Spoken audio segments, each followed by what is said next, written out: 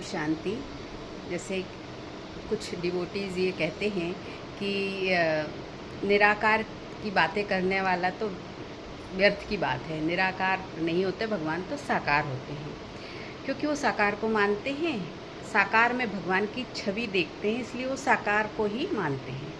लेकिन निराकार का महत्व नहीं है ये कहना तो फिर गलत हो गया ना, असत्य हो गया, क्योंकि निराकार का मतलब क्या है? जिसका कोई आकार नहीं है। तो सोचें कि क्या शांति का कोई आकार है? आपके अंदर शांति है यदि, तो उसका कोई आकार है? प्रेम का कोई आकार है ना? शक्ति का कोई आकार है? ज्ञान का कोई आकार है? आनंद का कोई आकार है? पवित्रता का कोई आकार है?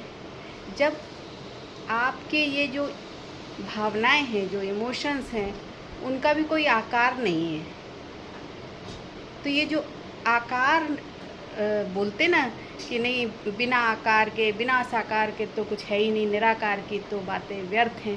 तो थोड़ा सा उस पर चिंतन करना चाहिए कि जो सूक्ष्म बातें हैं वो निराकार ही है, और सूक्ष्मता, जैसे परमात्मा कहते हैं, महीनता में ही महानता है। जैसे ये आकाश की बात होती है, अंतरिक्ष की बात होती है, हवा की बात होती है, क्या इसका आकार है? जल का कोई आकार है? तो इस पे चिंतन करना चाहिए कि निराकार का मतलब, परमात्मा से यदि निराकार शब्द को जोड़ा गया है तो उसके पीछे का कारण क्या है?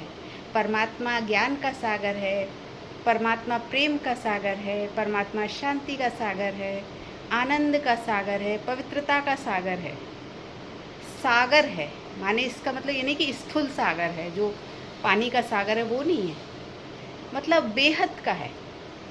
तो उसका आकार या साकार, साकार माने जो हमें दिखता है, और आकार माने कि जो जिसका सूक्ष्म रूप देखा जाए यदि, तो आकार में भी जैसे कि औरा होता ना, वो फरिश्ते जैसे होते हैं। तो क्या हमें ये दिखाई देते हैं?